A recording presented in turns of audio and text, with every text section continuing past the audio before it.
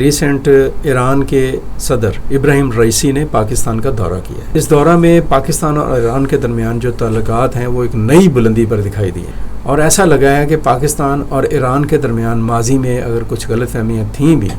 اور دونوں ملکوں کو مختلف معاملات کے اوپر کچھ تحفظات کچھ تھے بھی، تو اس دورے کی گرم جوشی نے اور اس دورے میں دکھائی دینے والی باہمی محبت نے ان سب کو سرے سے ختم کر دیا ہے،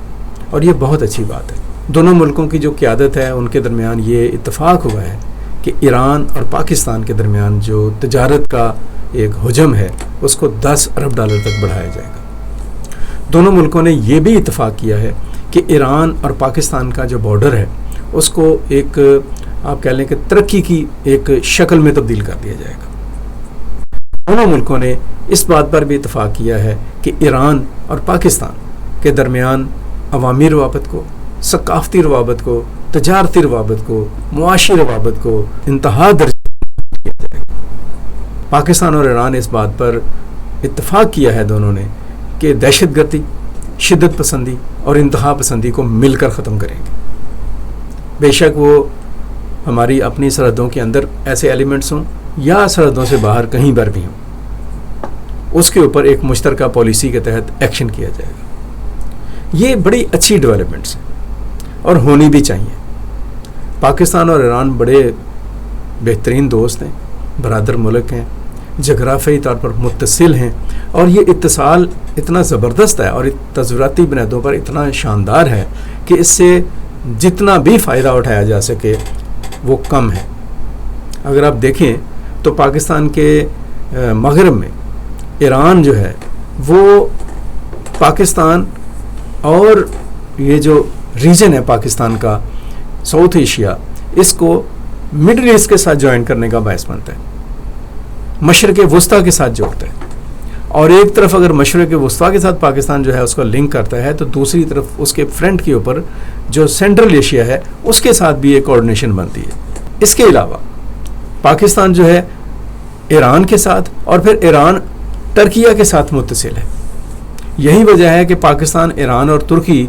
شروع دن سے تجارتی معاہدوں میں بندھے ہوئے ہیں۔ اگر آپ کو یاد ہو، RCD معاہدہ پاکستان، ایران اور ترکی کے درمیان ہی تھا۔ اب ان دونوں ملکوں کے درمیان مفاہمت کا ایک نیا مرحلہ جون سا ہے اور نیا چیپٹر جون سا ہے وہ کھلا ہے، بہت ہی اچھی بات ہے۔ اور اگر اس چیپٹر میں ہم ساتھ انوالو کرتے ہیں چین کو، سعودی عرب کو، رشیا کو، ترکیہ کو